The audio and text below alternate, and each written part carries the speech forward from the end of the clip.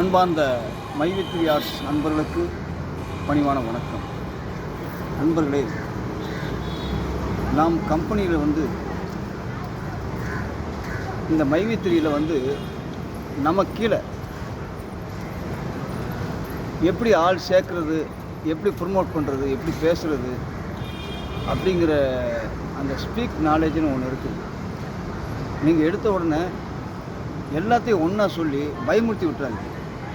இது ஒரு படிப்படியாக நீங்கள் சொல்லி புரிய வச்சா தான் நீங்கள் படிப்படியாக ஒவ்வொரு ஆளாக நீங்கள் உங்களுடைய டவுன்லோடை ஸ்பான்சராக நீங்கள் சேர்க்க முடியும்.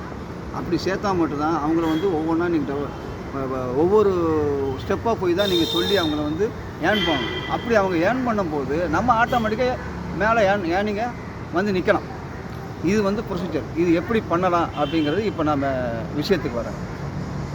அதாவது நீங்கள் சொல்ல வேண்டியது இந்த மாதிரி ஒரு பிஸ்னஸ் இருக்குது. மைவித்ரி கம்பெனி கோயம்புத்தூரில் பெரிய ஒரு ஃபேக்ட்ரியாக இயங்கிட்டு இருக்குது. இந்த கம்பெனி பொறுத்தவரை என்னென்னா, நீங்கள் பெரிய உழைப்பெல்லாம் போட வேண்டியது. உங்களுடைய ஒர்க் என்னவோ அது ரொட்டீனாக பார்த்துட்ருங்க. அதே மாதிரி பெரிய முதலீடுலாம் போட வேண்டியது. நீங்கள் பண்ண வேண்டியது என்னென்னா, உங்கள் நண்பர் மூலிமா ஜாயின் பண்ண வேண்டியது தான். உங்களுக்கு தெரிஞ்ச நண்பர்கள் இருக்கட்டும், தெரியாத நண்பர்களாக இருக்கட்டும், இல்லை தெரியாத நண்பர்களாக நீங்கள் விருப்பம் இல்லைன்னா தெரிஞ்ச நண்பர்களோட சேர்ந்துக்கோங்க. எப்படி சேர்ந்தாலும் நீங்கள் ஒரு முறையாக நீங்கள் அவர் கீழே சேர்ந்து ஆகணும். அது நீங்கள் முதலீடு இல்லாமல், உழைப்பு இல்லாமல், நீங்கள் உங்களுடைய டைம் இருக்கிறப்போ ஒரு நிமிஷம் கம்பெனியுடைய விளம்பரத்தை பார்க்க சொல்கிறாங்க. நம்ம மொபைலில் எதையோ பார்க்குறோம், எதையோ டயத்தை வேஸ்ட் பண்ணுறோம். அதில் ஒரு நிமிஷத்தை இதில் வேஸ்ட் பண்ணுங்களேன், அதுக்கு ஒரு 5 ரூபா நமக்கு கிடைக்குது. அந்த 5 ரூபாங்கிறது சாதாரண ஒரு விஷயம் இல்லை. ஒரு பிச்சை காட்டால் கூட 1 ரூபா கிடைக்க மாட்டேங்குது. அந்த 1 ரூபா கேட்குறது எவனா போட மாட்டானா, கொடுக்க மாட்டானா அப்படின்னு ஏங்கிட்டு இருக்கான். அப்படிங்கும்போது ஒரு விளம்பரத்தை பார்க்க சொல்லி ஒரு 5 ரூபா கொடுக்குறாங்க.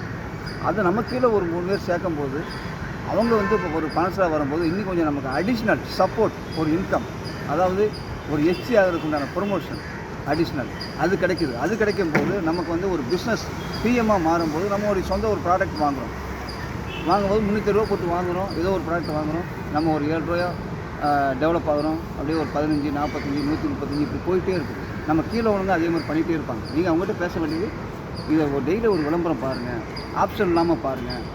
அதுக்கப்புறம் நீங்கள் நீங்கள் எப்படி செஞ்சீங்களோ அதே மாதிரி உங்களை எப்படி ஒருத்தர் சேர்த்தாரோ அதே மாதிரி நீங்கள் அவங்ககிட்ட இதே மாதிரி பேசுங்க. அதுக்கப்புறம் ஜாயின் பண்ணதுக்கப்புறம் நீங்கள் என்ன பண்ணுறீங்க, ஒரு ப்ராடக்ட்டை வாங்கி அடுத்து ஒரு 7 ருபீஸ்க்கு நீங்கள் டெவலப் ஆகிக்கோங்க. நீங்கள் மாதம் வித்ட்ரா பண்ணிக்கலாம். அப்படி இல்லைன்னா நீங்கள் ஒரு வாட்டி தான் வித்ட்ரா பண்ண முடியும். அதுக்கப்புறம் நீங்கள் அந்த 3 பேர்கிட்ட பேசுங்க. அவங்கள எச்சி ஆகிறதுக்கு முயற்சி பண்ணுங்கள். என்ன முயற்சி பண்ணலான்னா, ஃபஸ்ட்டு இந்த 100 ரூபாயை சம்பாதிக்க சொல்லிடுங்க ஆப்ஷன் இல்லாமல். அதுக்கப்புறம் ஒரு ப்ராடக்ட் வாங்கி சொல்லுங்கள்.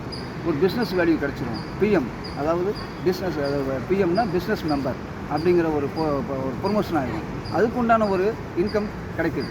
நமக்கு ஒரு 15 ரூபா ஒரு ஆளுக்கு கொடுக்குறாங்க. 3 பேருங்கும்போது நமக்கு ஒரு 45 ரூபா வருது. ஸோ இது ஒரு பக்கம் ஒரு இன்கம். ரீபர்ச்சேஸ் இன்கம்ங்கிறது என்னென்னா, நம்ம ஒரு பிஸ்னஸ், நமக்கு தேவையான பொருள், ஏதாவது பிடிச்ச பொருள் வாங்கினா கூட அதுக்கு ரீபர்ச்சேஸ் கிடைக்குது. அதுக்கு உண்டான ஒரு வேல்யூ கிடைக்கும், பிஸ்னஸ் வேல்யூ கிடைக்குது. இது ப்ரொசீஜராக ஒரு கம்பெனி கரெக்டாக இது பிளான் பண்ணி அந்த கம்பெனியும் வாழணும், மெம்பர்ஸும் வாழணும். அது அவங்க சொன்ன மாதிரி வாழ வைத்து வாழுங்கிற அந்த கான்செப்ட் எல்லாத்துக்குமே பொருந்துது. இதை நீங்கள் முழுமையாக இறங்கி வேலை பார்த்தாலே போதும். நீங்கள் இறங்கி வேலை பார்க்க வேண்டியது ஒரு முழு நாள் அல்ல, 24 மணி நேரம் அல்ல, ஒரு நிமிடம், ஜஸ்ட் 60 செகண்ட். நீங்கள் டயத்தை வேஸ்ட் பண்ணாமல் இதுக்கு வேஸ்ட் பண்ணிங்கன்னா வாழ்க்கையில் மிகப்பெரிய வெற்றி அடையலாம். சிறுவழி பெருவளம் என்று இந்த உரையை முடித்துக்கொள்கிறேன். நன்றி, வணக்கம்.